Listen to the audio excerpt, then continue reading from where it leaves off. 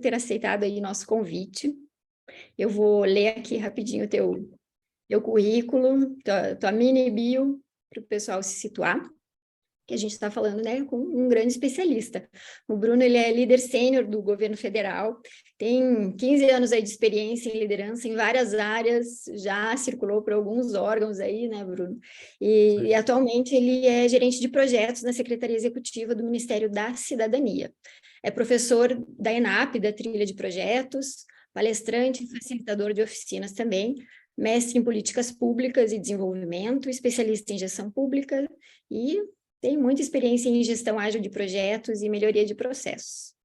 Muito obrigada e tá com você o seu oi aí. Sim, obrigado, Márcia, obrigado, Giovana, aí, pelo convite e pela oportunidade. Para mim é um prazer imenso estar aqui, com planejamento adaptativo, fazendo novos voos, né?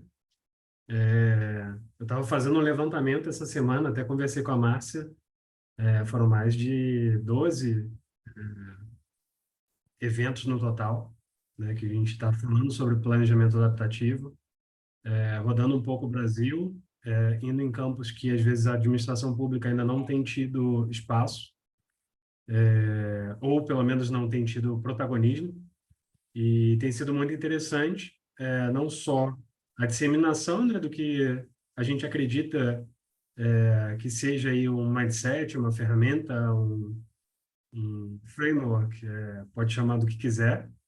É um trabalho em construção e, é um prazer, né, estar aqui falando para vocês, alcançando aí uma audiência muito qualificada e podendo trazer ideias disruptivas, né, para o que a gente vem trabalhando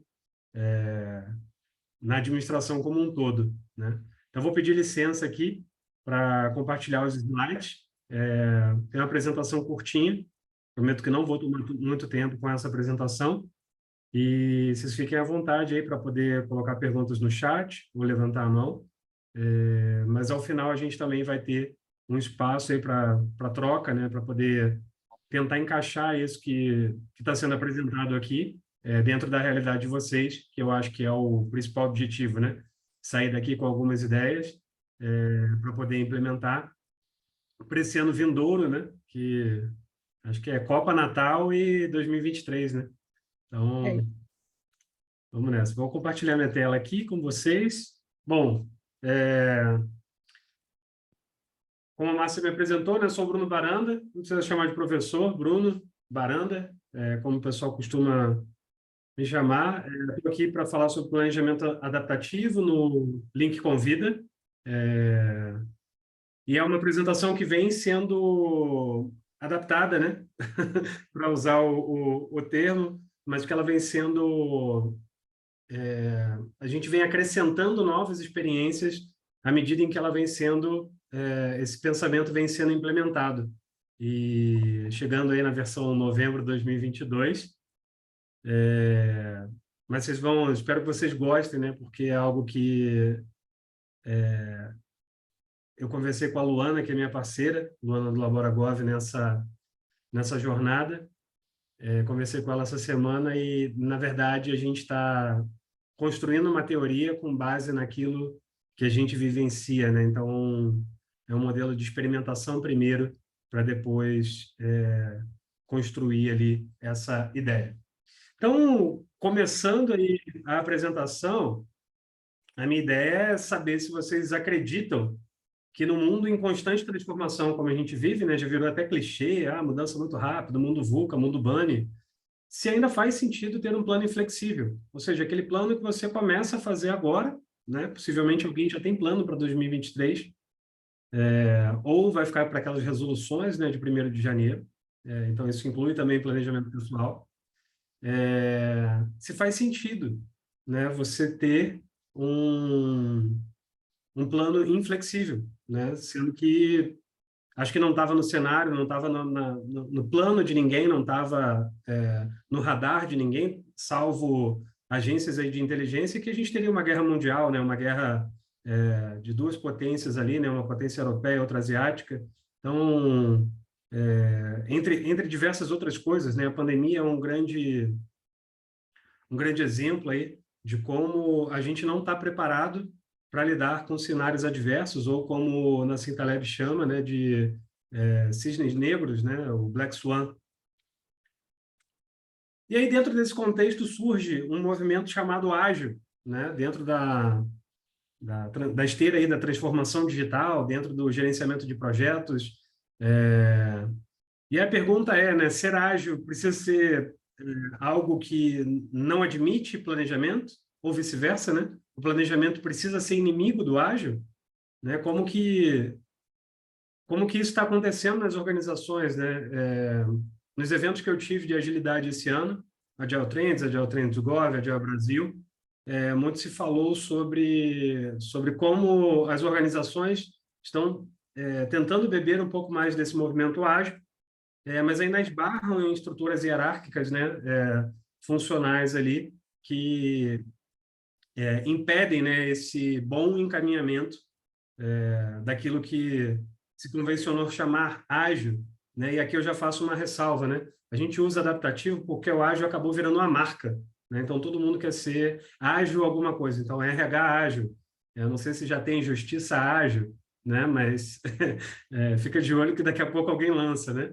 Então a gente foi à origem, né? A origem do termo ágil, ela tem a ver com adaptativo, né? Com ser adaptativo, não tem menos a ver com velocidade e mais a ver com essa capacidade de rápida resposta a novas circunstâncias, né, que acontecem no dia a dia. E aí, né, falando em ágil, surgiram diversas metodologias, frameworks, ferramentas, rituais, né? Quem nunca viu um povo por aí, né, fazendo uma reunião de frente para um quadro de post-it, né? Passou assim de manhã, parece até uma seita religiosa, sei lá, coisa do tipo, né? Para quem não conhece, aí tem diversos nomes, né? Daily Meeting, reunião diária, stand-up meeting, mas é uma construção que é muito importante para poder você construir agilidade dentro do seu time. Mas por que as pessoas estão fazendo isso, né? Faz sentido para o seu cotidiano, faz sentido para o seu dia a dia? Ou virou, de repente, só um momento ali de a gente tomar café de pé, né? Ao invés de sentado cada um no seu guichê? E uma pergunta final que me traz grande preocupação, né? E é um dos principais motivos pelo qual a gente começou a pensar em planejamento adaptativo, é por que os planos falham, né? Por que você... E você pode pegar em retrospectiva, né?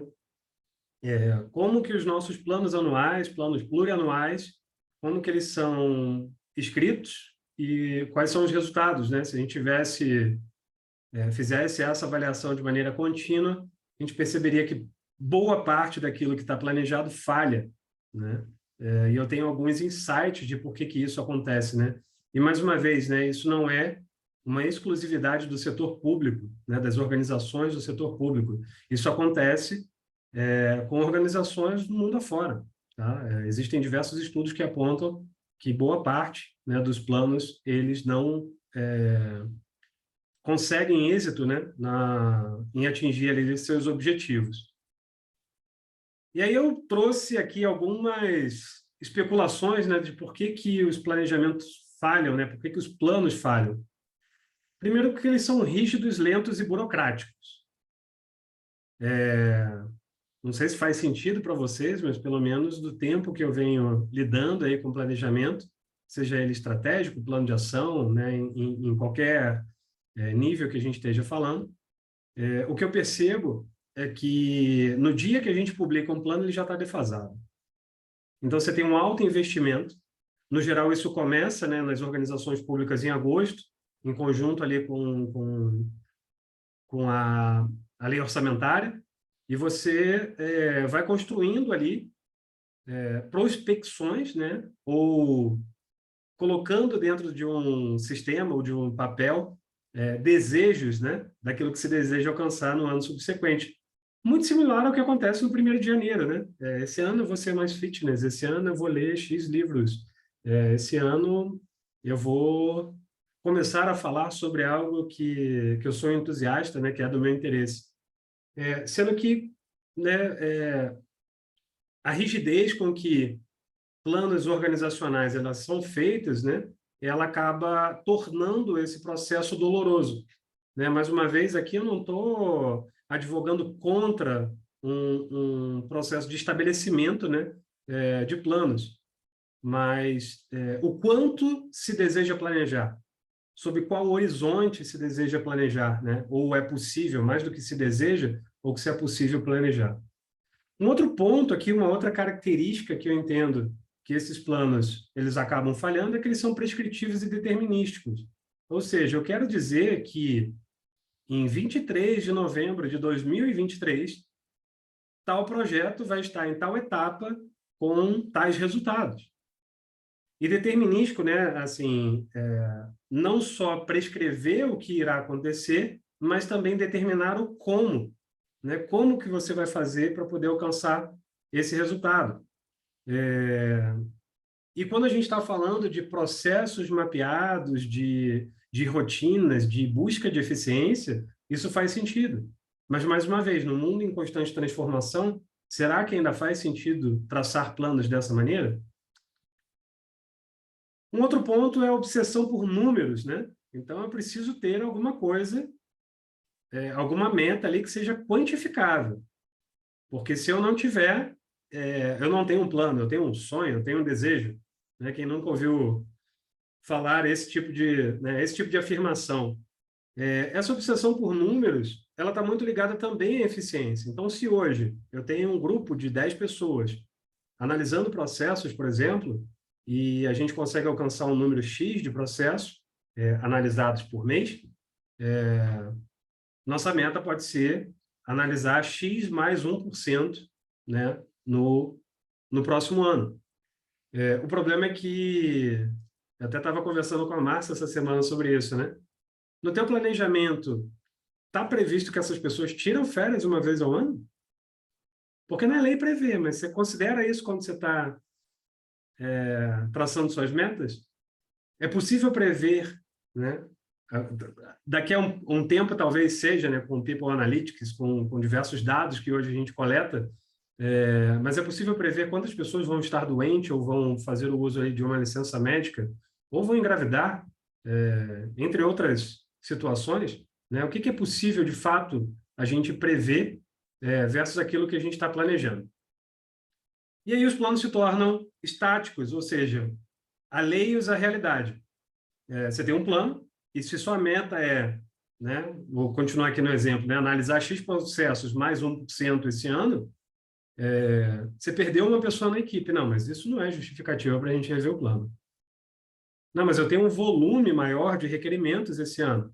Então, de repente, se você não tinha um número estático ali, né, você tinha um número volátil, ou seja, analisar pelo menos, sei lá, 50% da demanda entrante, você tem um boom, de repente, né, tem algum fato novo que acontece no decorrer do ano e que explode a sua demanda, né, faz com que ela se torne muito maior e você simplesmente não pode ajustar porque quem é mais antigo aí nessa questão de planejamento, né, vai entender que o que eu vou falar agora, né, que é a melhoria contínua. Então, em momento nenhum eu posso entregar um resultado inferior ao ano anterior, né? Só que isso é uma falácia, né? Porque se eu tenho 10 pessoas fazendo análise e eu passo até 8, né, minha produtividade ali por pessoa ela pode estar aumentando, mas o meu resultado pode ser, no total, inferior. E, por fim, e não menos importante, negligenciam interdependências. Então, é muito comum que planos se tornem colchas de retalho, né? Que cada área, cada unidade ali, ela vai lutar pelo brilho dos seus projetos, dos seus processos, das suas metas, em detrimento de outras, mas olhando com foco muito interno, sem pensar nessas interdependências. E, às vezes, também, metas que vêm, né, de cima para baixo, o famoso top-down,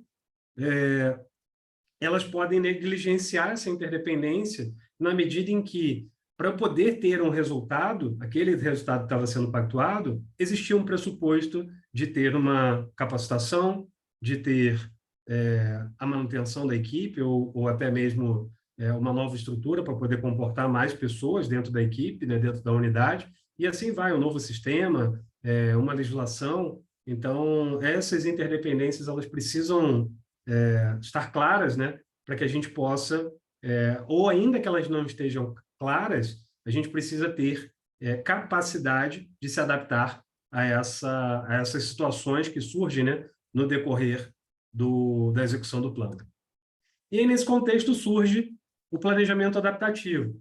E aí, mais do que falar sobre o que é o planejamento adaptativo, né, o que eu trago para vocês hoje aqui são 2 cases, né, 2 casos em que a gente vem implementando planejamento adaptativo. Existem outros, né? Recentemente conversei com um colega que está engajado também nessa forma ali de implementar, e diversos outros, né? Vocês podem, inclusive, olhar para o que eu estou falando aqui e falar, pô, peraí, o que eu faço é planejamento adaptativo. Então, sejam bem-vindos, né?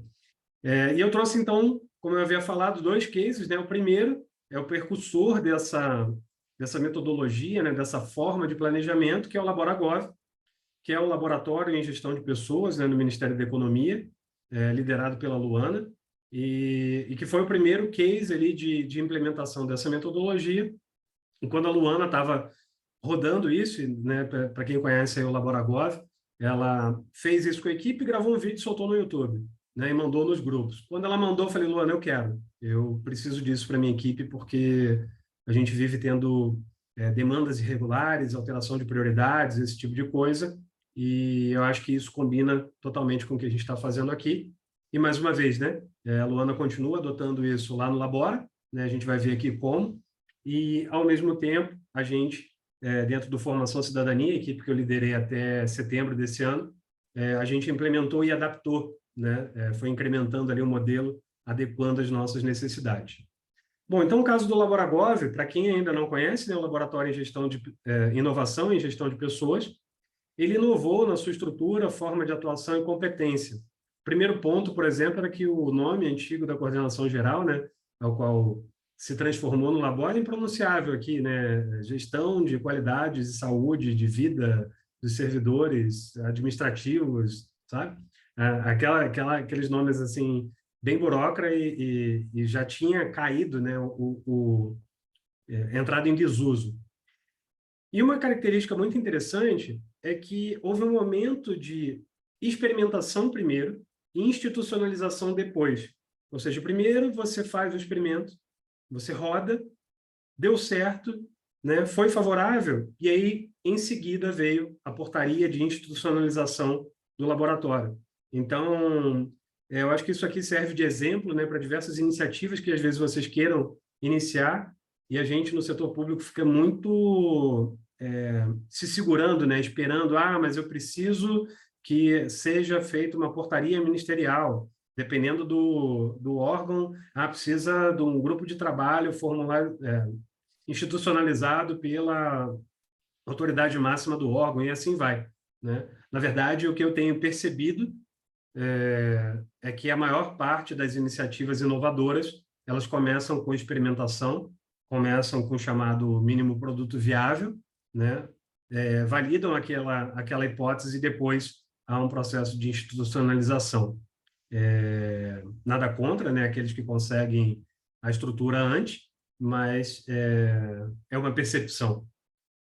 E um outro ponto, né, e característico talvez de laboratório de inovação, é o foco na autorresponsabilidade e autonomia, ou seja, as equipes ali vão se organizando em prol, né, de objetivos que se desejam alcançar.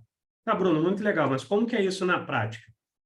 Bom, a ferramenta que a gente utilizou aqui, mais uma vez, né, a gente não ganha nenhum centavo de patrocínio do Miro, mas é a ferramenta que a gente usa, tá? Então, a partir do uso dessa ferramenta, né, e, mais uma vez, é possível você fazer isso em planilha eletrônica, é possível você fazer isso no Trello, em diversas outras ferramentas, né? A questão, e o que eu converso com a Luana e também como funcionou lá com o meu time, o Miro nos trouxe muito mais possibilidade, em especial na questão visual, e derivado da questão visual, né, a possibilidade da gestão ali ao alcance de todos. Então, o primeiro passo foi a identificação do propósito, né? Para que a gente está criando um laboratório em gestão de pessoas, né? E o estabelecimento de valores, ou seja, como que a gente vai se organizar. E aí você fala, pô, Bruno, missão e visão todo órgão que se preze tem, né? Pelo menos a maioria tem. Algum, de repente, não tem isso tão claro, mas alguém já chegou a pensar, né? As pessoas... Mas, assim, quanto você usa isso no seu dia a dia, para a sua tomada de decisão? Né? Se eu perguntasse agora para as pessoas que estão aqui nessa sala, você saberia dizer de qual que é a missão organizacional do órgão que você trabalha? Ou, descendo ainda para um detalhe, né, para a unidade que você pertence, sabe qual é o propósito, mais do que a missão, né? Que, em geral, órgãos públicos eles nascem já com uma missão pré-estabelecida, né, num decreto, numa lei. Mas qual que é o propósito, né? Em prol do que a gente está trabalhando hoje?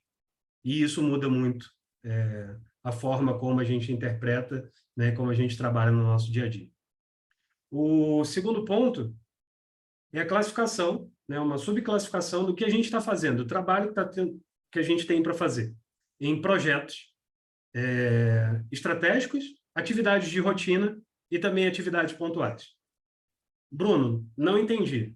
Projetos estratégicos é aquilo que você, em algum ponto, com a sua equipe ou de cima para baixo, acontece, é raro, mas acontece, recebeu ali e aquilo é a sua atividade estratégica para aquele período, né? Até que aquilo seja concluído, todas as outras questões, porventura, vão ser despriorizadas ou, né, trabalhar ali no sistema de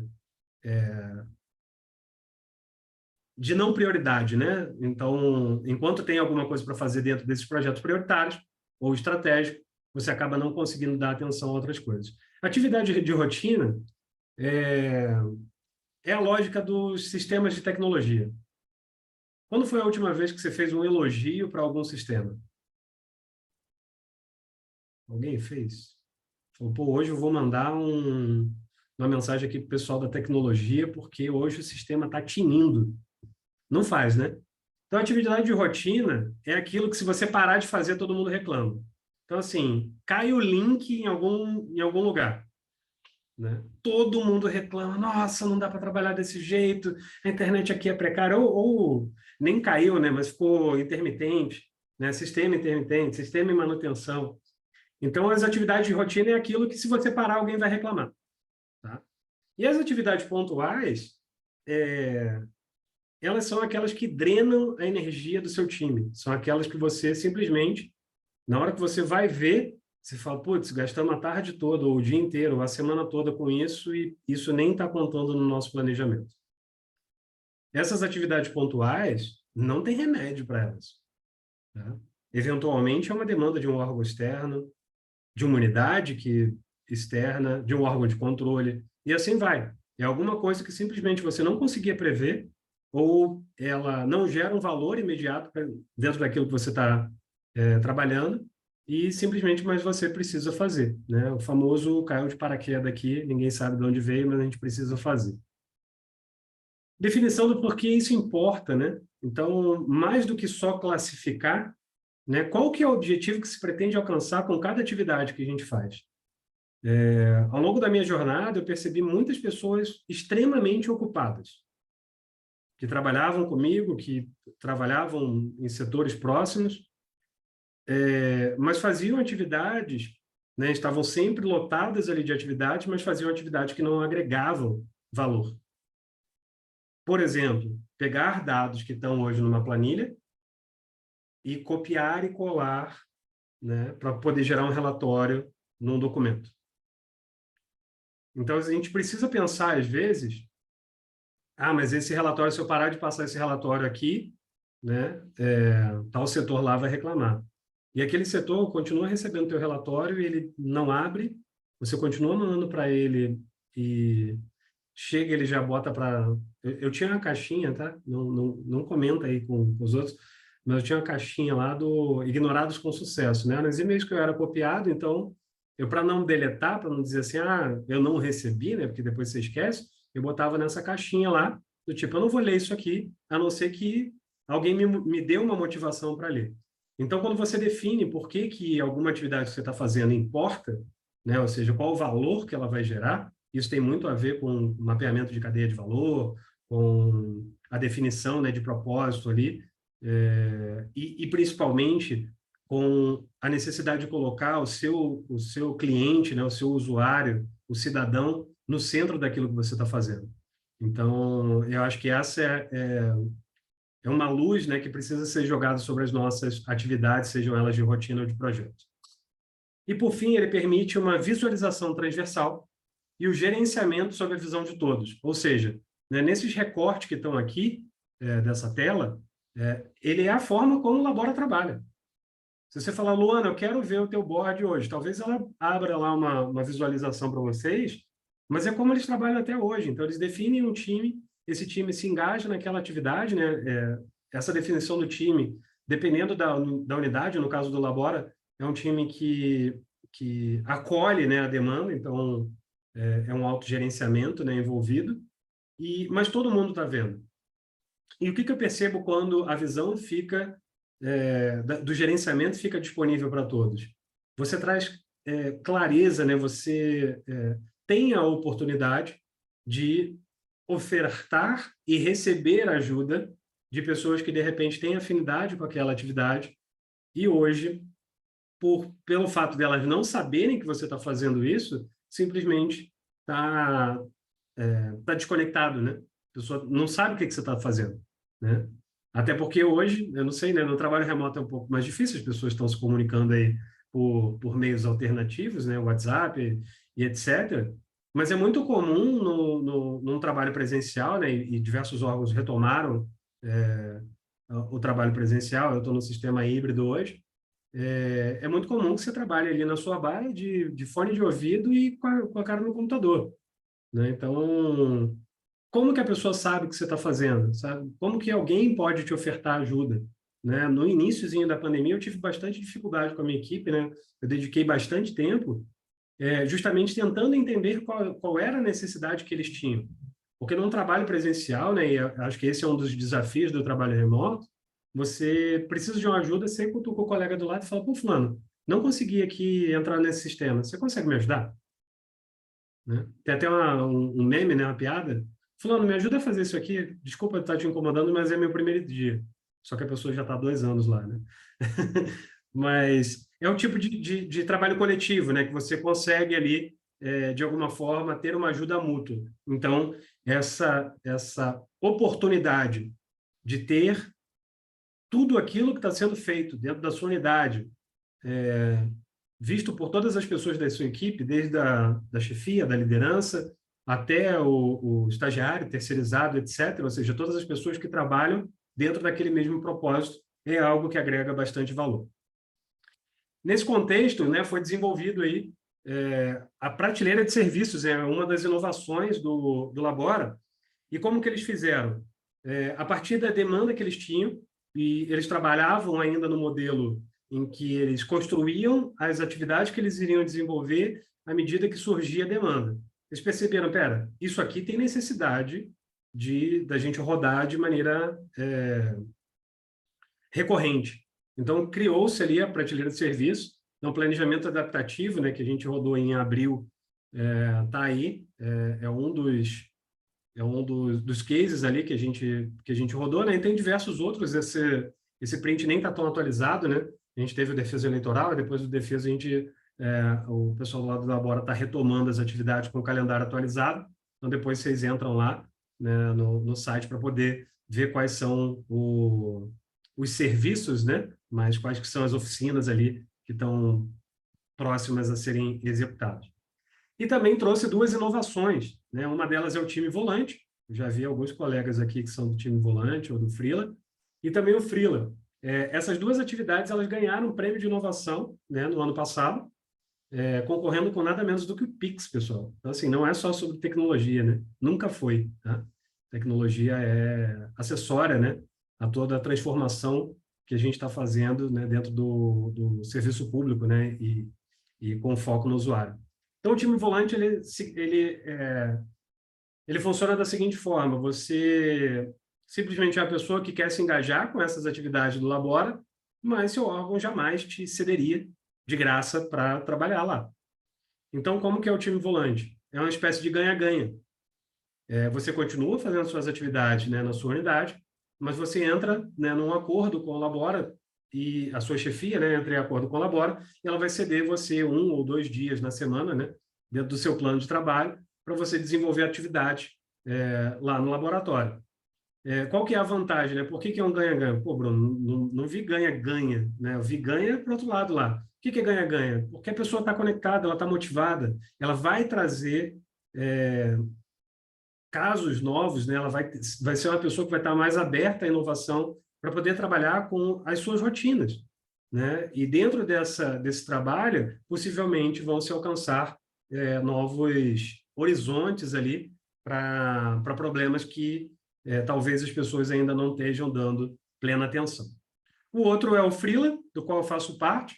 Então, o freela é uma oportunidade que pessoas que tenham um determinado conhecimento, né, uma habilidade em alguma área do conhecimento, com, sei lá, de gerenciar o Zoom, de gerir eventos, de desenvolver alguma coisa com design gráfico, etc. Essas pessoas podem fazer um trabalho freelancer, né, sem nenhum impacto ali. A ideia é que se trabalhe de maneira voluntária. Para mim é uma oportunidade ímpar e espero ser acionado mais vezes. O segundo caso é o Formação Cidadania, né? Como eu havia falado, né, o time que eu liderei aí por mais de 4 anos no Ministério da Cidadania e em que a gente implementou também esse processo de planejamento adaptativo no final do ano passado, início desse ano, e a gente tem alguns resultados bem interessantes para mostrar. Mas o que é o Formação Cidadania, Bruno? É uma unidade dentro da Secretaria de Avaliação e Gestão da Informação, do Ministério da Cidadania, que atua na formação de agentes públicos e sociais. Só para vocês terem uma ideia do tamanho do nosso público-alvo, né, dos nossos clientes, ali, usuários finais, são todos os agentes públicos e sociais, né, ou seja, funcionários, né, terceirizados, etc., e também membros de conselho, de outras formações ali, membros da sociedade civil. Só olhando para o primeiro público, né, de agentes públicos, a gente tem mais de 500 mil de pessoas trabalhando no Brasil afora, nas 27 unidades da federação e mais os 5.570 municípios. E a gente precisava ganhar escala, né, desenvolver soluções que pudessem ser escaladas para que a gente pudesse atender bem esse público. A gente trabalhou na reestruturação de funções e papéis. Quando eu cheguei no departamento, a gente tinha 2 unidades, que uma trabalhava com capacitações, né, com ações de formação no formato presencial, e outra no formato EAD. E aí eu fiz uma pergunta daquelas indecentes, né, indiscretas. Falei, tá, e se for híbrido, como que a gente faz? Tem que passar pelos dois? Então, a gente reestruturou para que uma área cuidasse de processos pedagógicos, né, de gestão do nosso portal, etc., enquanto a outra passou a cuidar de um processo de governança, né, do estabelecimento ali de articulações, tanto internas como externas. O departamento, né, ele atua atendendo 15 áreas, 15 secretarias dentro do Ministério, né, entre elas Cadastro Único, Auxílio Brasil, Assistência Social, políticas do esporte, e assim vai, né? Uma infinidade. Programa Criança Feliz. Então, é uma infinidade de programas que estão no portfólio do Ministério da Cidadania e que a gente atua ali com o processo de formação. E também com parcerias externas, né? Porque não sei se acontece isso no órgão de vocês, mas cada vez mais a gente tem menos orçamento, mais demanda e menos pessoas, né? Eu não sei se é assim por aí onde vocês estão, mas aqui em Brasília o negócio anda desse jeito. Um outro ponto, e aí aqui está um paradigma, né? A gente mudou o nosso sistema de atendimento de balcão para ações planejadas. Aí você fala, pô, Bruno, mas se você quer fazer um negócio mais ágil, você diz que planejamento agora te auxiliou? Sim. Porque antes, toda vez que alguém tinha alguma ideia, né, as pessoas chegavam e diziam que tinham um projeto de capacitação, mas na verdade elas tinham uma ideia, né, não passaram pelo canvas de projeto, Então, elas traziam essa ideia para a gente, conversava, dava um trabalho ali para a gente entender a demanda, montar uma proposta, e daqui a pouco isso deixava de ser prioridade, né? O que a gente percebeu foi que isso era rotineiro. Então, na medida em que a gente passou a tratar essas demandas com um rigor um pouco maior, isso passou a ser mais fácil para a gente gerenciar. Então, daí surgiu o Plano Anual de Formação. E por que que esse plano, né, se tornou anual, essas ações se tornaram anuais? Porque a gente não faz um curso em 3 meses ou 6 meses, né? Um curso EAD, ele tem todo ainda presencial, né? Ele tem toda uma sequência lógica de desenvolvimento, né? Primeiro a gente faz uma curadoria temática, né? A gente precisa de um especialista ali desenvolvendo um conteúdo voltado para aquele público-alvo. Depois a gente passa por um processo de tratamento didático-pedagógico, design gráfico, né? Com ilustrações, né? Com a criação de infográficos, de materiais que sejam atrativos, né? Para as pessoas, gravação de videoaula e assim vai. Então, em média, um projeto desse dura 10 meses. Então, não faz sentido eu fazer um plano de mais curto prazo para essas ações, sendo que eu tenho um tempo de desenvolvimento bem alongado. E, por fim, mais uma vez, né, a institucionalização ela veio após a experimentação. A gente começou com planejamento adaptativo lá e com o que a gente chama de formação cidadania em 2019, por meio de uma parceria com o CNPq, no qual foi, até aquele momento, a principal parceria que o departamento teve, né? E, na medida em que isso foi evoluindo, a gente percebeu, agora a gente tem maturidade para transformar isso numa ação sistematizada. E essa ação se chama Plano Anual de Formação. A gente teve, né, começando ali, a gente não fez um plano anual em 2020, por razões óbvias, né, da pandemia. Então, o plano que a gente fez, na verdade, esse jeito de atuar, né, que a gente começou em 2019, ele foi a execução que a gente teve em 2020 e beirou ali também o 2021. E em 2021 a gente teve a oportunidade, então, de institucionalizar isso, né? Então, estabelecendo ali o papel da nossa unidade, né, como elemento central, o papel de todos os nossos parceiros, né, internos e externos, as unidades do Ministério, os profissionais que eu acabei de falar, né, que atuam no desenvolvimento de um curso, a gestão de um portal de ensino à distância, né, esse relacionamento ali com o público-alvo, coordenações estaduais, ou seja, nossos parceiros aí dentro das unidades federativas, e também as parcerias externas, né, principalmente universidades e institutos de ciência e tecnologia, né, que é o nome atual. Com isso, pessoal, a gente conseguiu entregar uma exponencialização de resultados, né, a partir dessa nossa definição de propósito. Então, a gente conseguiu multiplicar por 6 o número de matrículas, né, ao ano.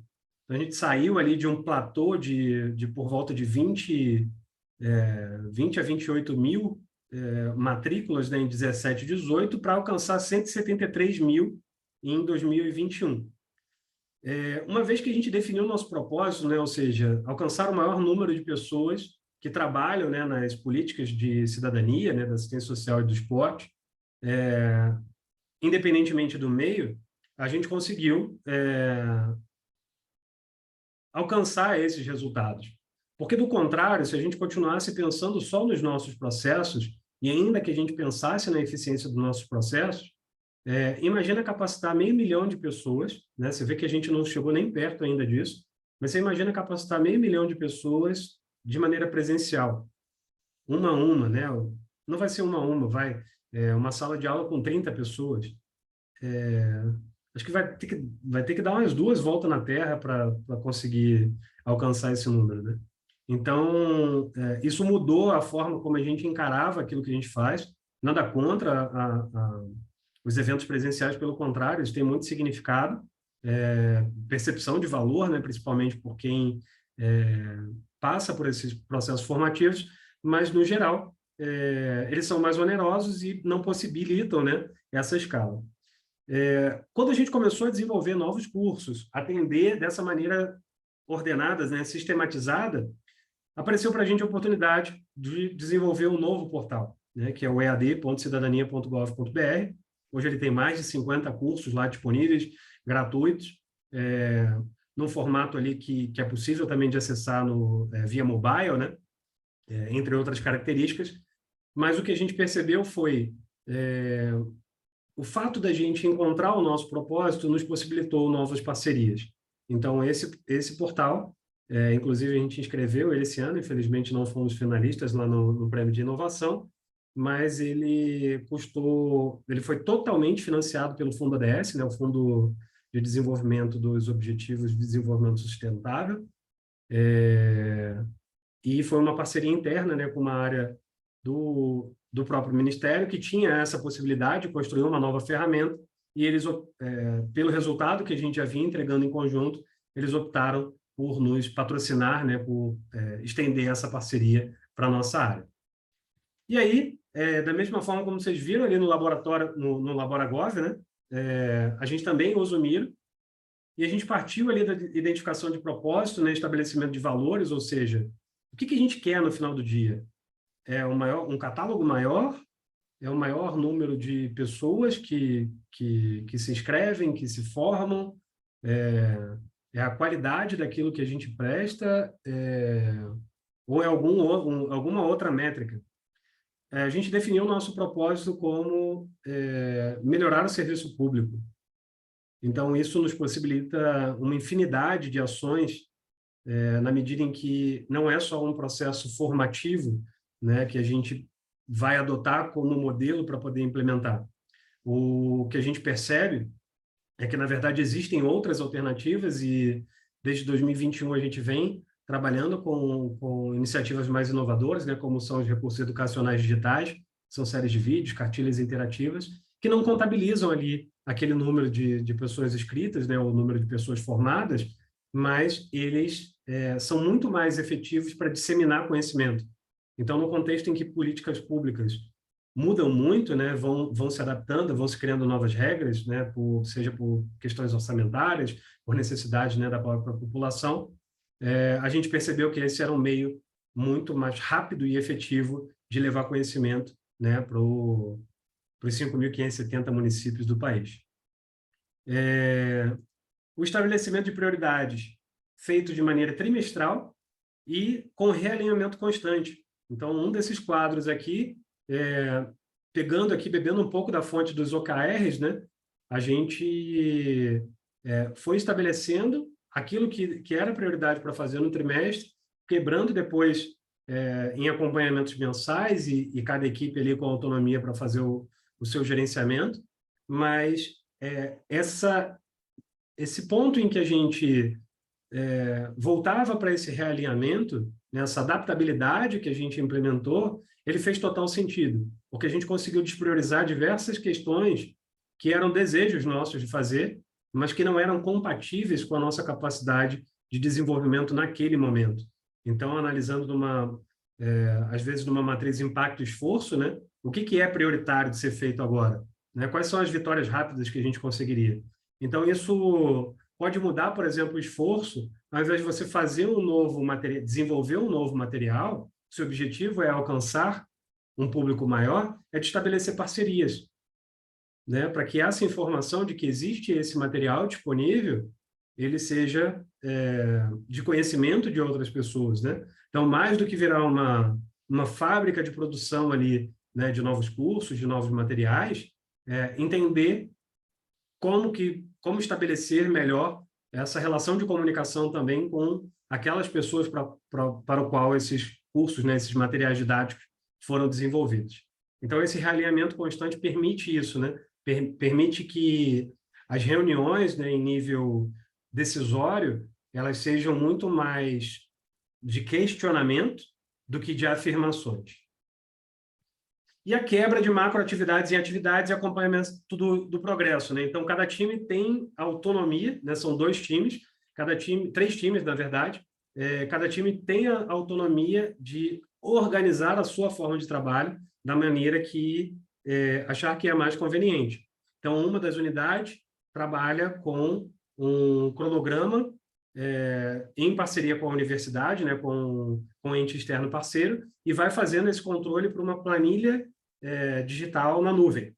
E na outra, ela simplesmente replicou o modelo que a gente faz de acompanhamento mensal e continuou acompanhando ali no Miro. Só que tudo linkado, né? Então, se você acessar hoje esse nosso quadro, você tem todas as informações num único local.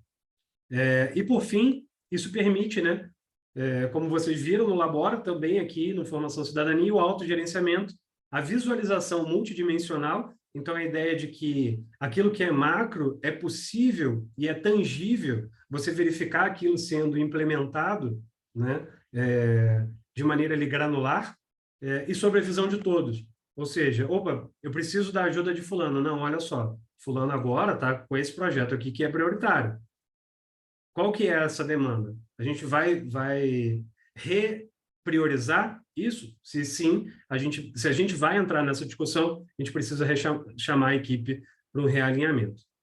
Então, esse é o caso aí do Formação Cidadania, e aí me fez pensar, né, mais uma vez, saindo da prática, da implementação para a teoria, né, quais são as características desse planejamento adaptativo. A primeira delas é a visão holística, né, que significa a definição do propósito para entender como as partes se relacionam para formar o todo. Eu usei o exemplo lá, quando eu falei das falhas do planejamento, da colcha de retalho, né? Eu entendo que o planejamento de um órgão ou de uma unidade, ela precisa ser muito mais parecida com o quebra-cabeça, ou seja, algo que as peças, por mais parecidas que elas sejam, né, elas têm um encaixe perfeito, né? Então, não é qualquer peça que encaixa em qualquer lugar, do que uma colcha de retalho, né? Que basta você passar uma linha ali e costurar que elas se emendam, né? Ou seja, aquela disputa ali de ego e poder por meio, né, de um projeto, de uma ação que é priorizada dentro do planejamento. A segunda característica é que ele é contextualizado, ou seja, situacional, né? Ele depende de uma prospecção e leitura de cenários para lidar de maneira dinâmica com oportunidades e problemas reais. Imagina que, dentro do case ali do Formação Cidadania, a nossa meta fosse desenvolver 30 cursos no ano. E aparecesse essa oportunidade para a gente desenvolver um novo portal de ensino à distância, como apareceu, só que isso vai onerar a equipe. Eu vou precisar deslocar parte da equipe para poder, né, foi o que aconteceu de fato, para poder se dedicar a esse novo projeto.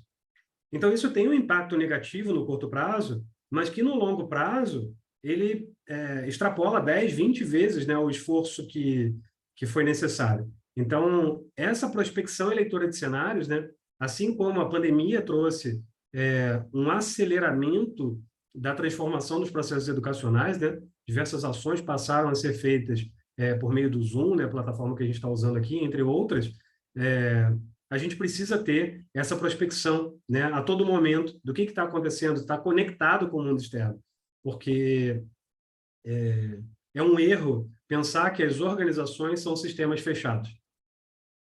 Elas funcionam, estão hoje estruturadas como sistemas fechados, mas, na verdade, elas fazem parte de um sistema aberto. Outra característica é que ele é multidimensional e interdependente, ou seja, ele é construído a partir de diversos níveis de colaboração, coordenação e evidências. Não há aquela figura mais, em 2022, em 2023, já não há bastante tempo, de um planejamento e que tem estratégico, tático, operacional no formato de pirâmide. Tá?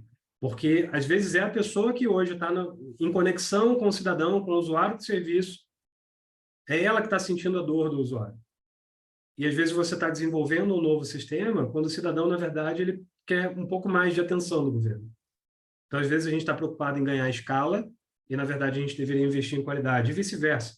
A transformação digital tem trazido, né, para a discussão os seus dilemas, né? Em especial do processo ali da burocracia de nível de sistema, né? Ou seja, o cidadão hoje, ele não, dependendo do serviço, ele não consegue mais um contato com uma pessoa, né? E isso não é uma exclusividade também dos órgãos públicos, né? Tenta falar com a sua operadora de telefonia, né? Ou banco, e assim vai, né? O banco até que ainda tem uma regulamentação, você acaba conseguindo ser atendido com algum esforço. Mas, assim, é isso que de fato o cidadão deseja hoje?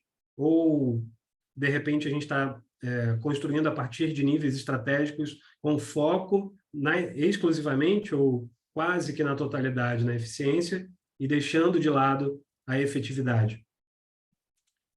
Um outro ponto é que ele é modular, né, iterativo, né, ou seja, ele é composto por unidades que podem se agregar, redimensionar e combinar de maneiras distintas segundo os objetivos estabelecidos.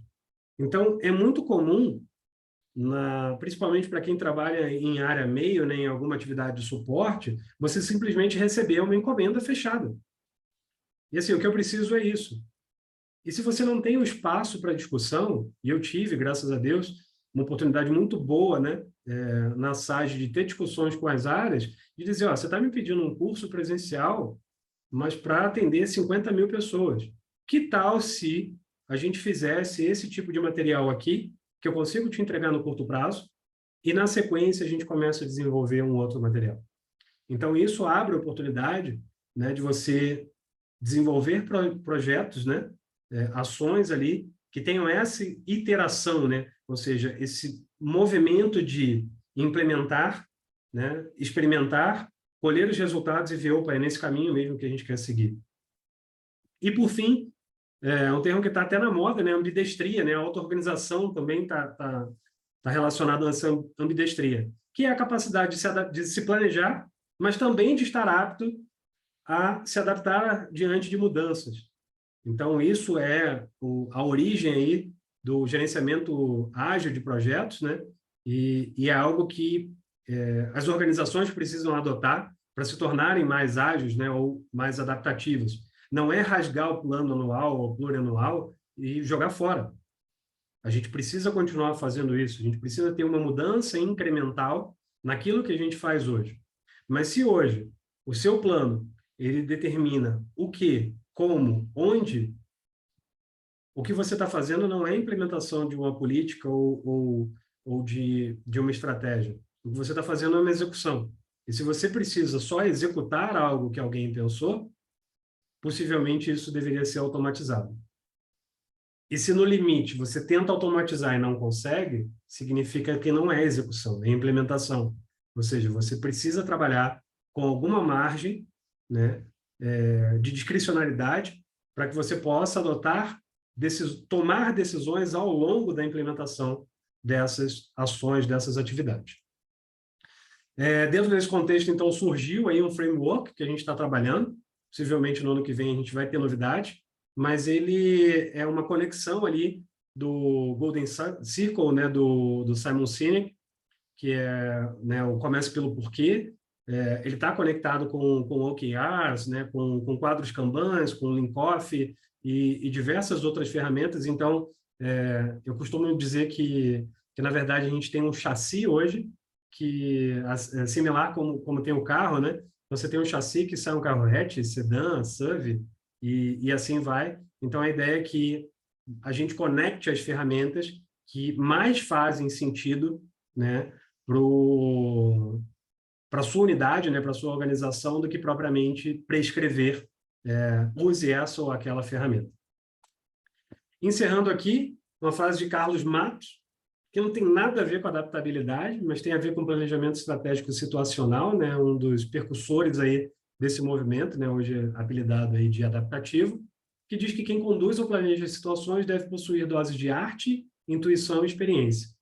Então, esse é um convite, né, para a gente tentar ser um pouco menos prescritivo, né, menos analítico na construção dos nossos planos.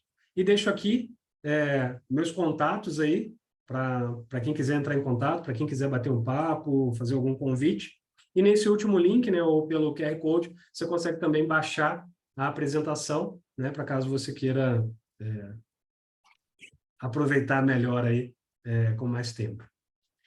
Obrigado, estou disponível aí para perguntas. Eu vi que tem algumas coisas aqui no chat, acho que é só... Acho que por enquanto foi só... Deu até bug. Nossa amiga Eliane, do bonde. Isso aí. Eu estava escaneando aqui. Eu nem tinha levantado a mão, eu vou aproveitar. Cara, muito interessante, né? Porque é a terceira vez que eu assisto. E cada vez é uma coisa diferente, e até o Bruno brincou, né? Porque ninguém toma banho no rio, no mesmo rio, né? Eu já estou, né? Cada hora é um rio diferente. E eu nunca tinha parado para pensar, Bruno, como os nossos trabalhos têm conexão, né, cara? Assim, não da forma como caiu a ficha hoje, assim, porque eu trabalho com educação fiscal, e o Bruno apresentando o case dele de curso sobre cidadania, eu falei, cara, tem tudo a ver, como é que pode? Nunca conversei com o Bruno mais efetivamente sobre a parceria. A gente já falou assim, mas não... Enfim, resumindo a ópera, eu estava hoje fazendo, só para vocês entenderem o contexto, eu assumi a coordenação de um grupo, que é o Grupo Estadual de Educação Fiscal, há 2 anos, né? E aí, quando eu entrei, o grupo estava há 1 ano tentando fazer um planejamento estratégico, né? E eu falava, cara... E as pessoas se reuniam, falavam, e não saía do papel. Eu falava, primeira coisa que eu vou fazer é fazer o planejamento. Aí, fiz um plano de ação 2021 a 2023, né? Um mega documento, peguei, pesquisei, botei na roda, cara, fiquei meses ali. Cara, primeira coisa assim que caiu por terra, né? 2021, beleza, executei. 2022, botei 20 ações, 20 no plano de ação. Das 20, consegui executar 9 e 3 que não estavam planejadas entraram. Então, 12, né? Tá bom. Aí eu observei o quê? Cara, 11, 12 é meu número. A gente consegue fazer, eu tenho perna para fazer 12 ações por ano e deu. Uhum. E aí eu estava hoje justamente revendo o plano que eu tinha projetado para 2023, lá em 2021, jogando para um futuro que eu não sei qual é. As ações que a gente não conseguiu executar e que não tem perna para executar, e manejando as ações. Eu estava fazendo um planejamento adaptativo no Excel, porque, cara, é questão de maturidade, né? Tipo, eu já tentei apresentar para o grupo Miro, Jamboard, o Caramba 4, faço reunião presencial, às vezes boto Canva e tudo. A galera acha massa ali na hora, mas não entra ainda no cotidiano. Então, bicho, uma planilhazinha de Excel tem seu valor, entendeu? E aí fiz lá, botei na roda, façam suas contribuições, botei editável para a galera. É isso, assim, tipo, cada equipe tem seu grau de maturidade, né? Enfim, falei pra caramba.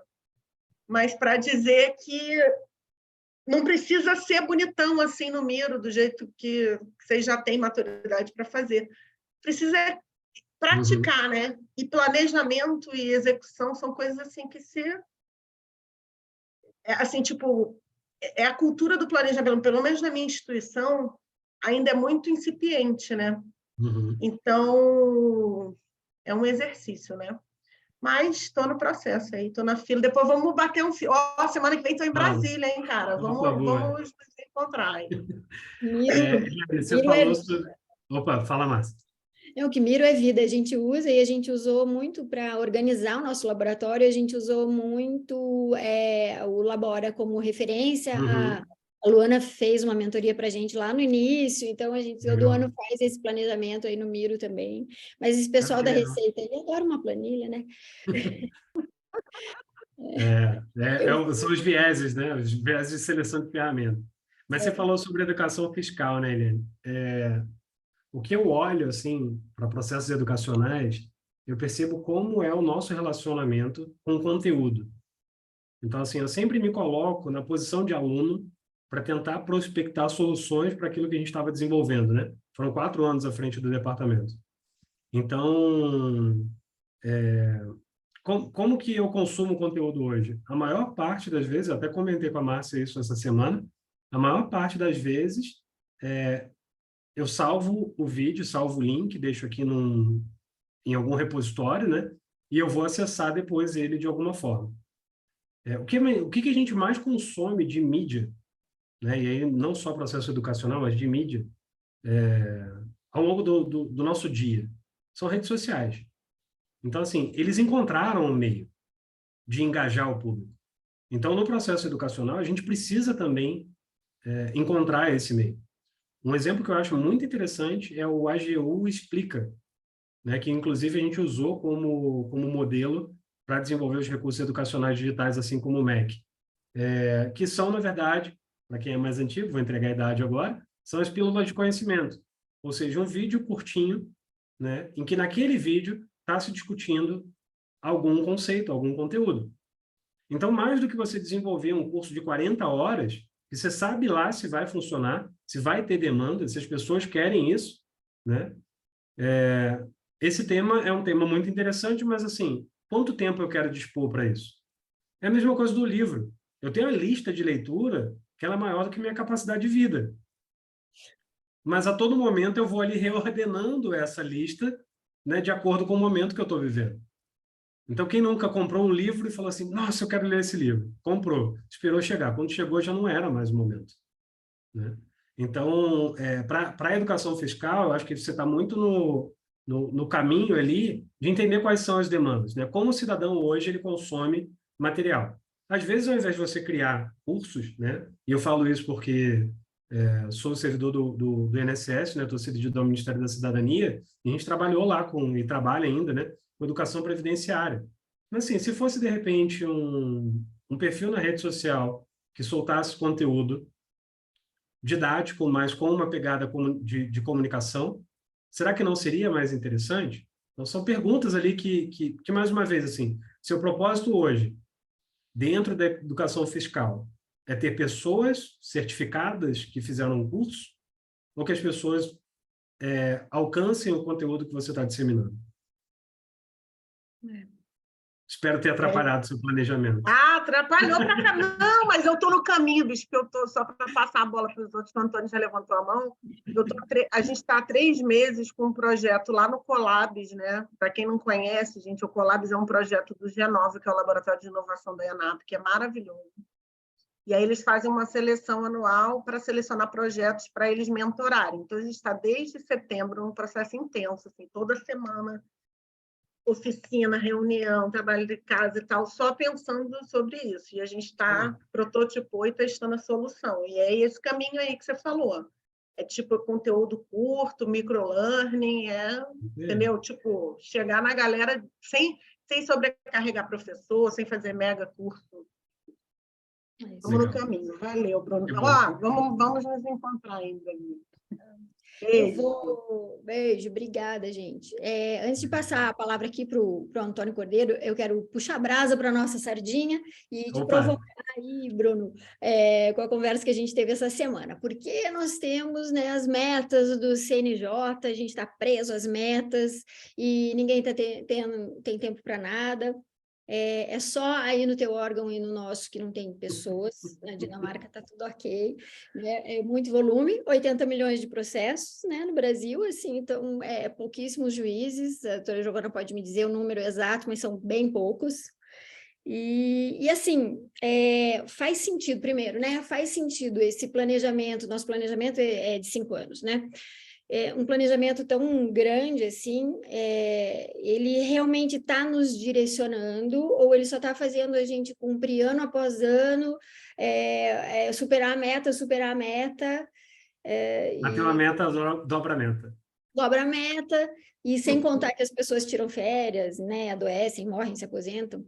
Então, assim, como que a gente lida, né, ajudar os nossos colegas a equalizar um pouco, né, isso daí, se é só número mesmo que interessa, como a gente pode hackear um pouco esse planejamento aí do CNJ e fazer pequeno, né, nas unidades, no nosso dia a dia, né, de uma forma melhor, mais eficaz mesmo, assim, né?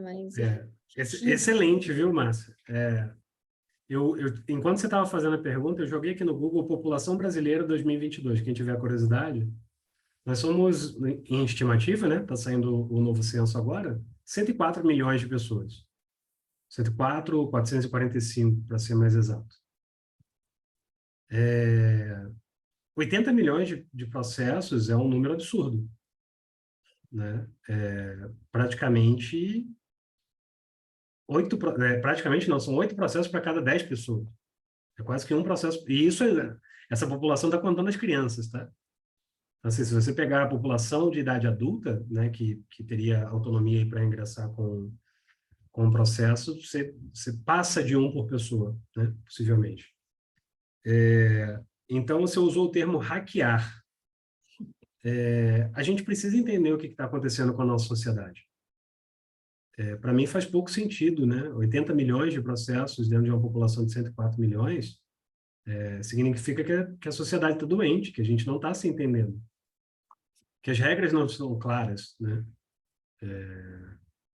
Apelando aqui para o futebol, né? No futebol, de tanto se discutir se está impedido ou não está impedido, inventaram o VAR. E agora a discussão é se o VAR está certo ou não está.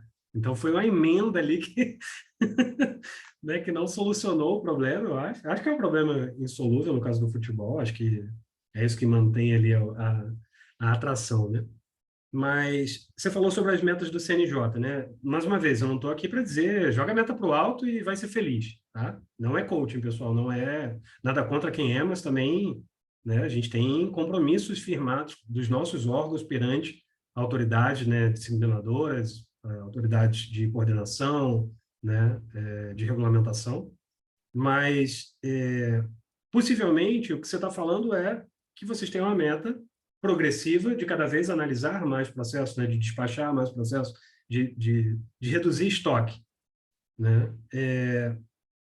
Mas, mais uma vez, o problema está na capacidade de solucionar processos, né, litígios aí, novas demandas judiciais, ou está no mundo fora, né, do ambiente jurídico, né, ou do ambiente judicial, melhor dizendo, em que as pessoas estão se sentindo cada vez mais motivadas a buscar os seus direitos, né, como é o dito popular, na justiça, sendo que possivelmente poderia ter alguma ação de mediação, né? Quais são as portas alternativas que existem hoje para uma mediação?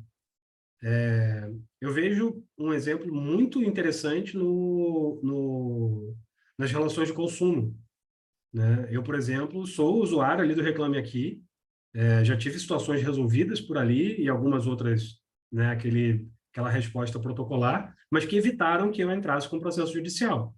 Em outras vezes, é meio que difícil de conseguir, né, alcançar o resultado fora do ambiente judicial por conta de uma insegurança.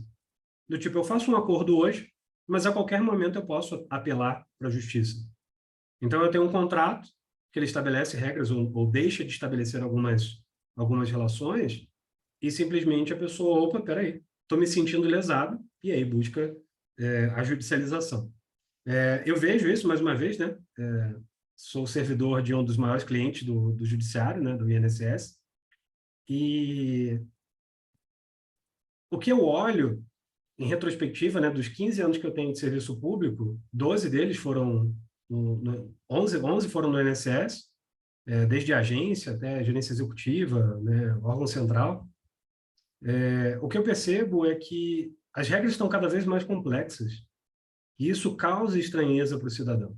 Então, pegando um pouco da linguagem simples, né, eu já vi que o INSS adotou diversas medidas, né, mas algumas, infelizmente, ainda são insuficientes, né, para o cidadão médio. Eu vejo que há muito trabalho a ser feito no processo comunicacional. Ou seja, o que você está vendendo, ou qual serviço você está prestando para o cidadão, versus o que ele está recebendo.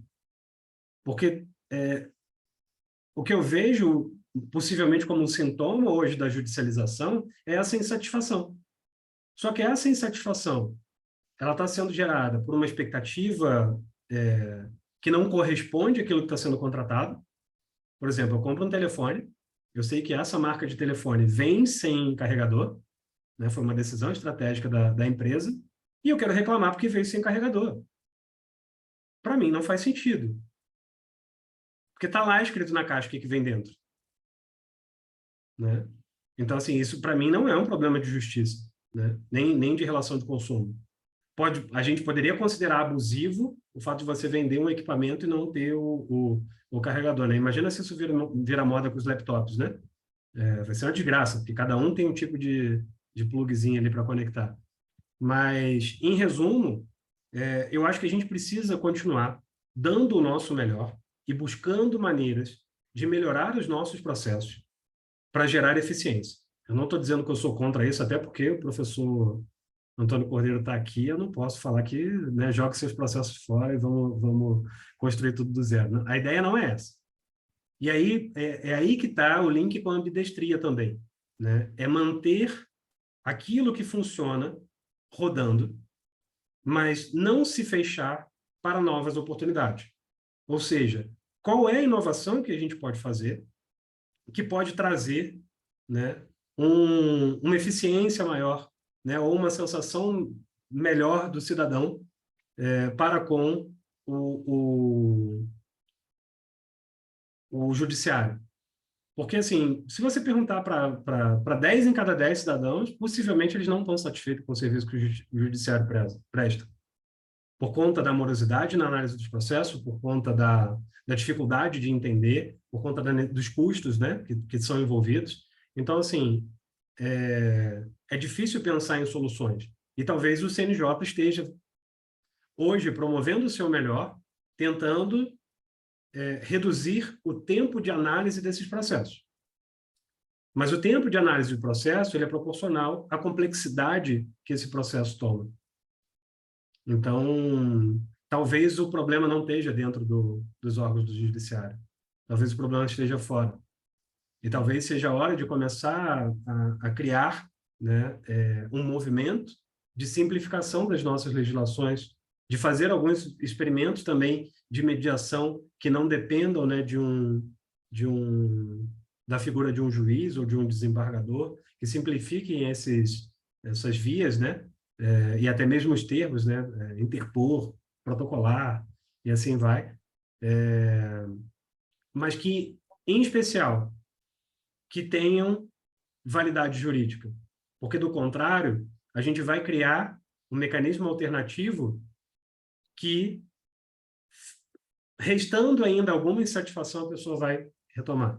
Então, aí eu estou duplicando esforços. É o que eu vejo, por exemplo, em algumas instâncias administrativas, né, de julgamento de processo. Né? Você vai lá, você dá a entrada na sua aposentadoria, ou vou usar o auxílio-doença, que é o mais comum, né? Você dá a entrada lá, você está doente, mas você não está incapaz, de repente, para trabalhar, né? Que já é um problema de nome do benefício. Não é auxílio-doença, é auxílio-incapacidade laborativa. Então, você deu a entrada lá, o médico negou, você entra com recurso. Você, quando entra com recurso, você não está abrindo mão de entrar com outro pedido, então você pode entrar com outro pedido, e você também pode judicializar. Então, assim, você fez 3, de um pedido nasceram 3 novos, e não tem gente que a gente coloque para analisar que dê conta, né? E, possivelmente, boa parte das demandas judiciais não são possíveis de serem solucionadas por inovações tecnológicas, né? Porque se está indo para o judicial, em especial no mundo em transformação digital, possivelmente é porque a pessoa ali, o cidadão, ele não esteve satisfeito com alguma solução ali automatizada que ele experimentou. E meta está aí, né? Meta, né? Foco na meta. Vamos, né? Agora, tem espaço para discussão? Tem espaço para, de repente, não sufocar toda a capacidade de trabalho, né, num planejamento, para que a gente possa dedicar parte do nosso tempo para projetos inovadores, para criatividade, né, para visual law, para processos ali de inteligência artificial, para pelo menos, talvez não para analisar o mérito da ação, mas para classificar. Né? Eu conheço um projeto de inteligência artificial do Senado, que é de distribuição, né, dos projetos de lei, que ele tem uma acurácia idêntica à de um humano, né, para distribuir processos. Então, isso é bem interessante, né, porque toda a equipe que antes trabalhava com essa demanda, hoje está alocada em novas atividades. A esperança é essa, né? Que a máquina venha para nos ajudar, para que a gente possa ser mais humanos e fazer fazer mais os nossos objetivos, né? Do que só cumprir números. Professor Antônio Cordeiro, por gentileza. Opa, só pegar aqui 104 milhões de pessoas foram recenseadas, né? A população estimada é 214 milhões. Obrigado, Márcio. Bom, gente, obrigado aí pela oportunidade. Eu vi, inclusive, pegando o gancho da comunicação, eu vi agora, tinha visto antes e vi de tarde o reforço no WhatsApp, eu entrei na hora, Opa, exatamente o que vocês funcionou. acabaram de falar. Não, estava aqui, eu estou fazendo licença de capacitação, estava no radar, mas né, muita coisa. E aí já tinha ouvido falar do trabalho do Bruno, falei, vou ter que parar para conhecer o trabalho, né? E o convite do laboratório é muito legal. Muita coisa para falar. Assim, eu falei, a gente começa por onde, né? Assim, estava pensando assim, porque eu vou falar um pouquinho da minha trajetória, que vai encaixar, porque eu acho que vai ser interessante. Eu não sou da área de gestão, sou da área de comunicação. Foi exatamente o que vocês disseram. Eu acho que é interessante trazer esse resgate. Eu entrei em 98 no serviço público, eu fiquei até 2005 na CNEM, era a Comissão Nacional de Energia Nuclear. E sempre era meio, né? Lá eu trabalhava apoiando essa parte de comunicação, menos assessoria de imprensa, mas a comunicação organizacional. Aí eu fui para a ANS, Agência Nacional de Saúde Suplementar. Muito tempo também na área de comunicação. Em 2016 eu fui para a área de gestão, porque eu já tinha esse interesse de inovação. Mas naquela época, em 2015, eu estava meio ligado ainda em rede social, estava meio ligado em tecnologia. O SEI foi um projeto que me empurrou, me deu coragem para fazer essa mudança. Por que eu estou falando isso, longe de querer contar minha história? É porque, olhando, eu sempre me coloco assim, um olhar de um estrangeiro, né? Por não ser um olhar tradicional de um profissional de gestão há muito tempo, ou um profissional de planejamento, ou assim por diante. Então, o que eu percebo que está acontecendo, e tem muito a ver com o que você abordou, com essa questão da ambidestria, é justamente quando você faz esse esforço da transformação, é meio que ele bate e volta. Quero dizer assim, quando você tenta fazer esse esforço da transformação internamente em qualquer organização. Mas quando você tem esse esforço da transformação vindo de fora para dentro, que tem mais a ver com a ideia da inovação aberta, existe uma chance maior dele acontecer, ou pelo menos dele conseguir sair do lugar. E aí tem uma coisa que eu acho que está muito interessante nessa movimentação que a gente teve no governo brasileiro, né? Ele avançou várias posições no ranking de transformação digital, acho que ele está em terceiro agora, né, o GovBR. Desde agosto desse ano, eles começaram a rodar a avaliação de serviços, e que resgata um pouco o que foi o GES Pública, que já falava em serviços, e tem a ver com qualidade, tem a ver com processo. Então, as coisas, na verdade, elas vão... Não existe assim, né, como o Bruno falou, agora tem uma coisa que chegou e agora está certo, e aquela coisa que existia antes estava errado. Não, é só mais uma camada que entra. É uma camada que, na verdade, a gente cada vez mais... A gente vai ter que olhar de fora para dentro. E quem vai avaliar os serviços que estão cada vez mais digitais é o cidadão. E muitas vezes vai ou não demandar uma ouvidoria, que vai ou não demandar uma melhoria dentro de uma área interna, numa área de negócio, que pode ou não demandar uma área meio. Ou seja, inverteu, né? Não é você internamente, a gente dentro da nossa especialidade, cada um de nós aqui temos, ou mais da área de negócio, que define, né? Não, vamos alterar aqui porque a gente acha que não está funcionando isso. E um último ponto, para não estender, isso é muito mais complexo, por exemplo, na área da regulação. Porque a área da regulação, diferente, por exemplo, do Ministério do Desenvolvimento, que tem a ver com esses programas todos que o Bruno falou, que vão lá na ponta, né? Vão lá na ponta atender as prefeituras. A minha esposa se aposentou, ela trabalhava na área de assistência social. A regulação, a entrega é uma resolução. Né? Então, quando você fala muitas vezes em transformar... exatamente. Quando você fala muitas vezes em transformar esse serviço, a pessoa não está nem vendo o que ela tem que transformar. Então, olha o tamanho da transformação, né? E que não é incremental, porque a ambidestria é isso. O incremental é o que tem que rodar, é a nossa operação. Qual é a dificuldade da área de TI?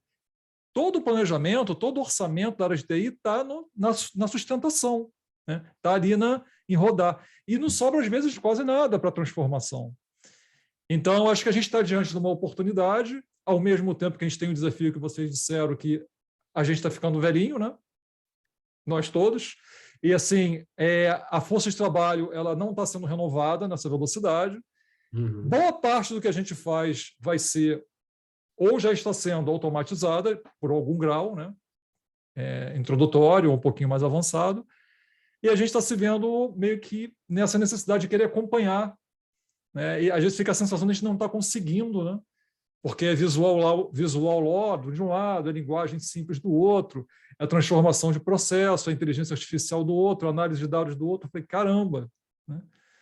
É mais essa, muito menos uma pergunta, mas só essa reflexão, né?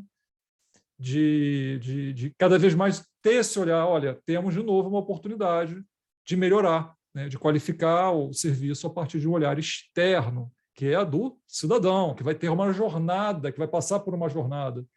Vai impactar o processo daquela área? Vai, o macroprocesso vai, mas não é você pensar da sua área, do processo, e depois ver como é que aquilo vai impactar ou não a jornada do cidadão. É o contrário, a simplificação do uso, melhoria do ponto de contato, assim por diante.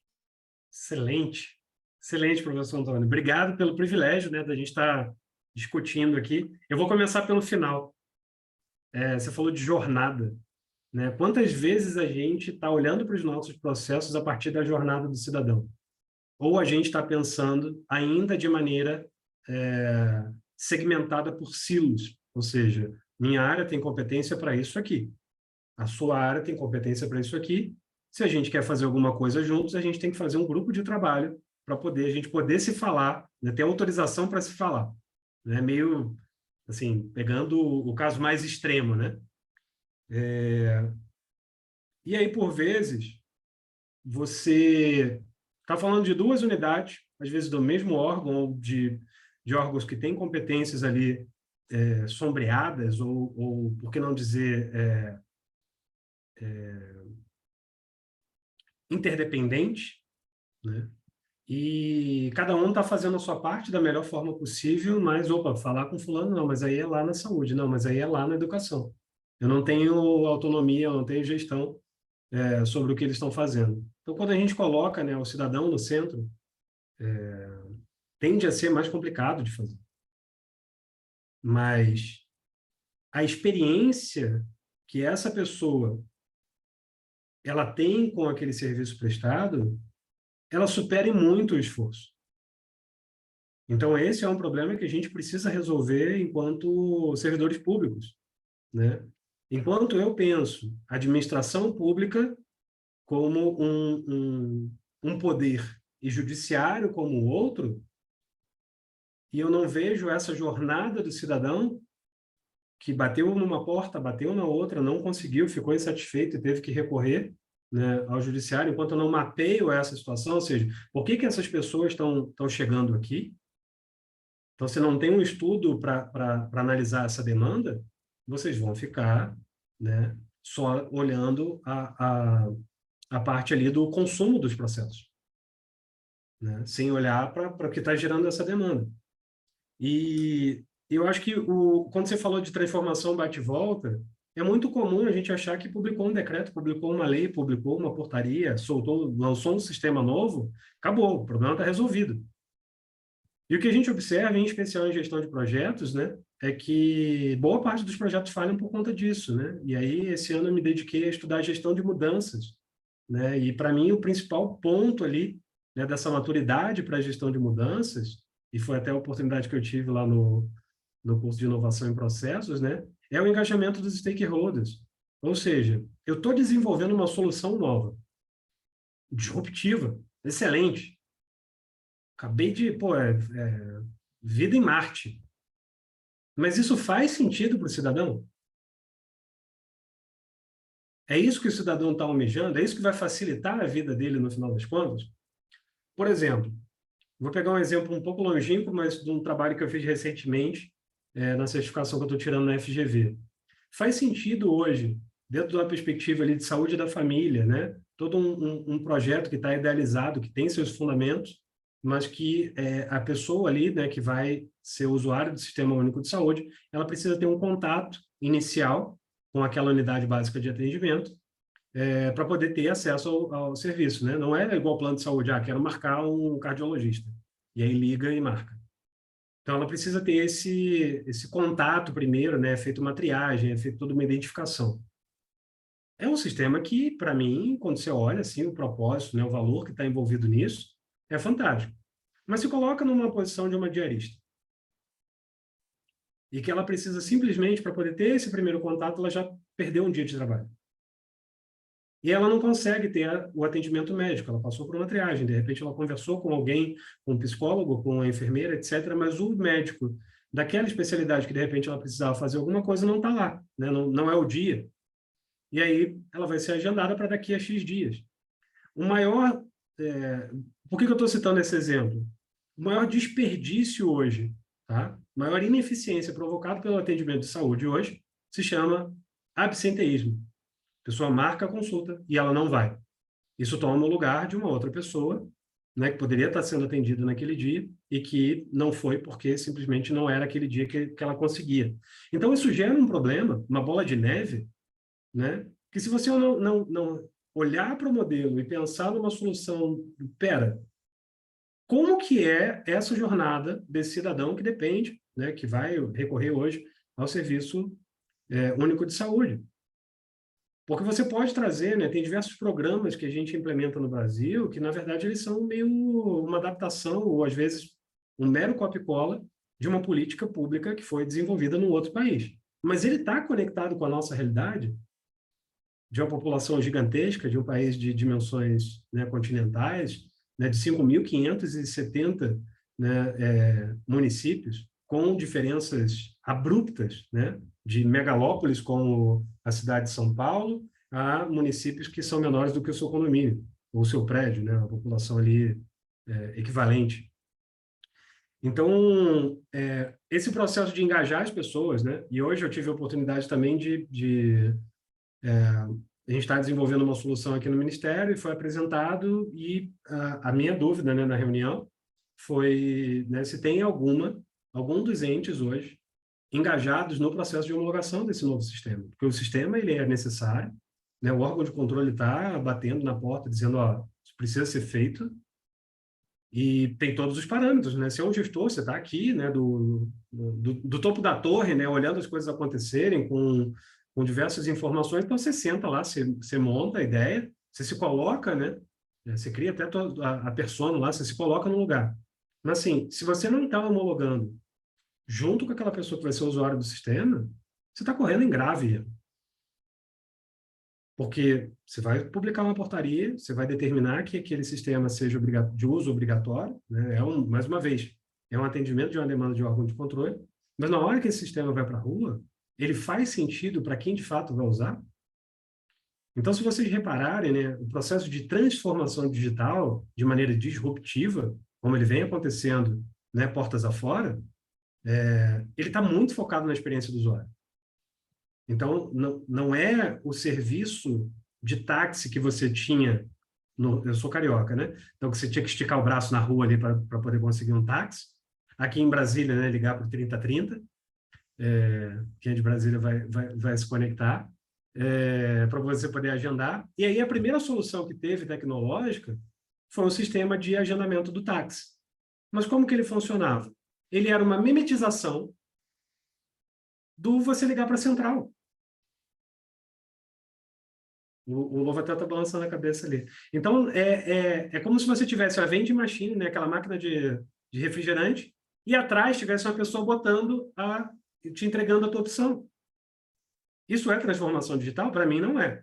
Então, quando eu olho, né, e eu tenho participado de diversos prêmios de inovação, em Minas Gerais, no Espírito Santo, aqui em Brasília não, porque eu coloquei um projeto, né, em julgamento, então não participei.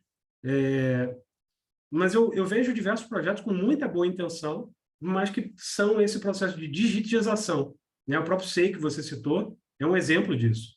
Eu não sei como seria o mundo sem o SEI hoje, mas que ele replicou diversas ineficiências do processo, né, físico, ele replicou. E ele trouxe outras anomalias, né, como a distribuição indistinta para várias unidades, né, que você não sabe mais, o processo fica sem pé nem cabeça ali, muitas vezes, né, ele vai sendo distribuído. Mas é um pouco do que a gente precisa pensar, né? A gente não está aqui só para bater as metas. né? Claro que, mais uma vez, por um contrato, por um arranjo institucional, organizacional, a gente está compromissado com isso. Mas, no fim, qual é a motivação que faz você levantar da cama todos os dias? E ir para o seu trabalho ou, né, para o seu puxadinho dentro de casa, né, seu escritório, para quem está mais chique, para trabalhar? É bater meta? Né? Nada contra. Tem gente que é viciada em bater meta.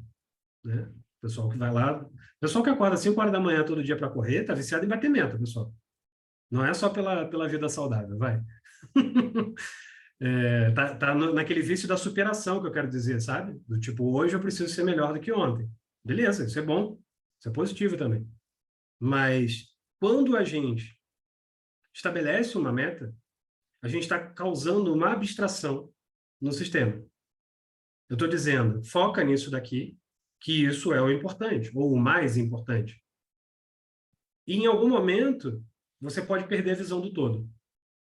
E aí, quando você perde a visão do todo, fica a meta pela meta.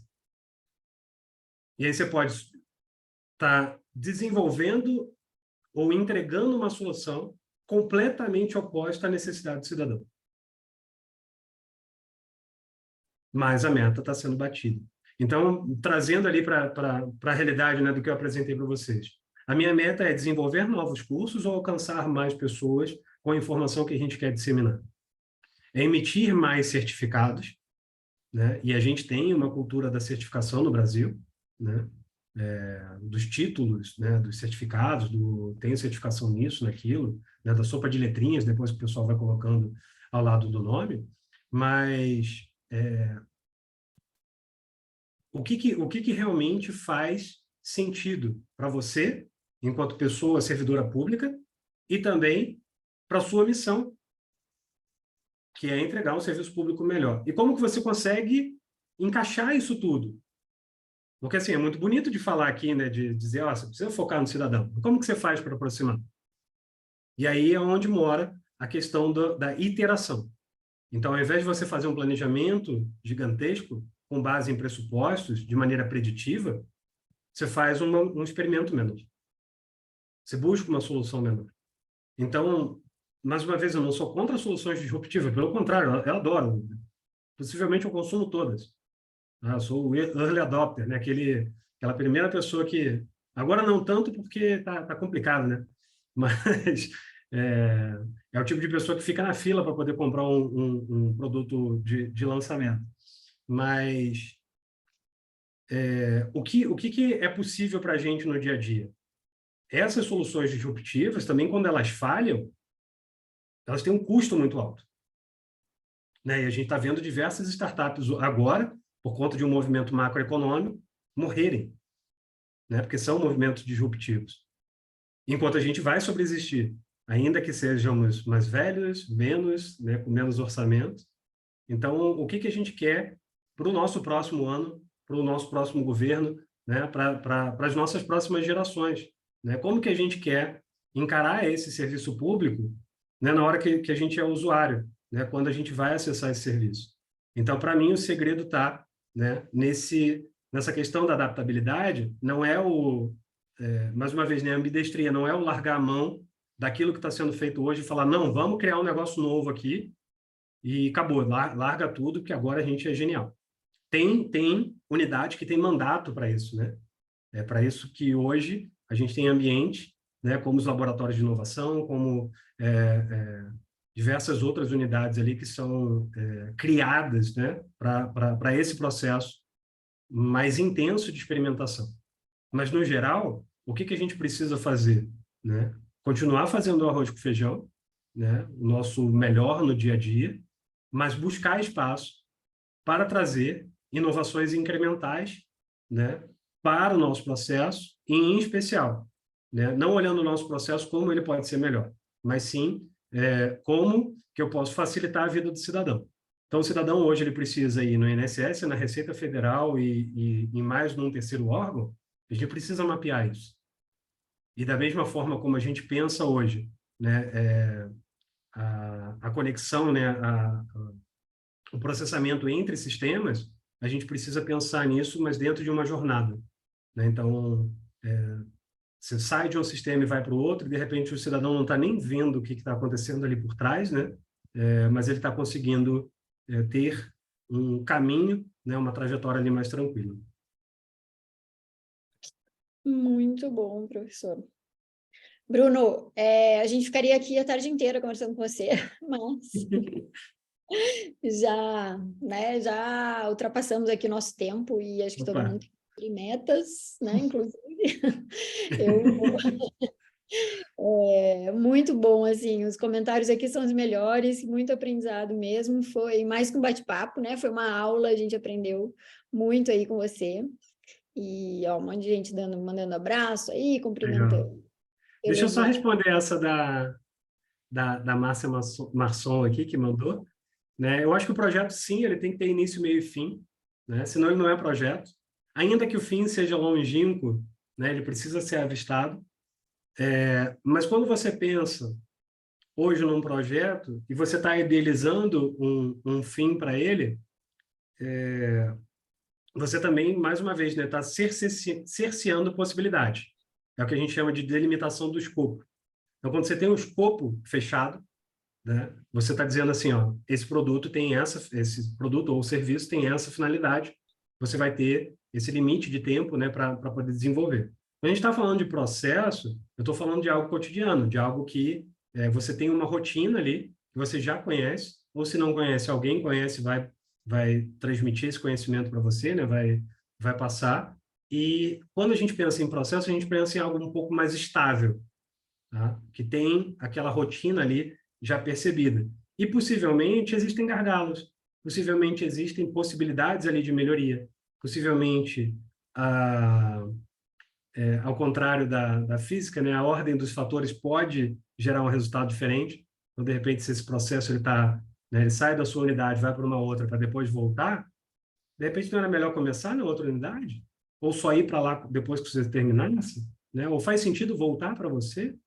Né? Ou se o resultado for sim, ele segue direto, se o resultado for não, aí sim volta para o seu departamento. Então, existe uma infinidade de possibilidades, né, para melhoria de processo, com esse foco, né, na busca da eficiência e da melhoria, né, no fim, na melhoria do resultado que se deseja alcançar. Mas um cuidado que a gente precisa ter é para que a gente não enxergue a unidade ao lado, né, e até mesmo um outro órgão, e quando a gente faz a análise SWOT, por exemplo, né, como elementos externos. Se você tem a possibilidade, de alguma forma, ainda que exija esforço, de você se relacionar com essa pessoa, não é externo. Externo é aquilo que você não tem capacidade de articular. Então, assim, eu estou reforçando isso porque muitas vezes, quando a gente está fazendo uma análise SWOT, eu estou colocando a assessoria de comunicação como um elemento externo. Espera, mas você não conhece o chefe da assessoria de comunicação?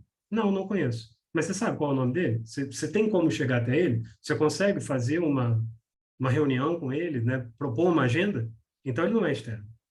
Então, ele está dentro de um sistema em que você consegue alcançar. É diferente de, por exemplo, você, enquanto cidadão brasileiro, você querer mudar a legislação lá no Catar, né? Só para citar o exemplo da Copa. Aí é diferente. Né? Ainda assim é possível, mas de uma sistemática muito mais complexa. Né? É muito mais difícil você, de repente, dentro do âmbito, até existe, né? Dentro do âmbito de atuação de uma empresa privada, você ter capacidade de mudar, né, uma regulamentação a teu favor. Né? É possível? Mas com muito esforço. Então, é algo que inclusive, diversas empresas têm, né? Toda uma equipe dedicada a isso. É a mesma coisa hoje, se você, né, trazendo para a realidade da nossa conversa aqui, executivo e judiciário.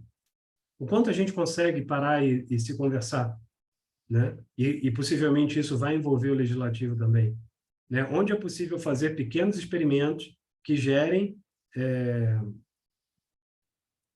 poucas, né, oportunidades, poucas situações ali de um resultado não desejado, né, de fazer essa experimentação ali colaborativa e que você consiga, de repente, melhorar situações, né?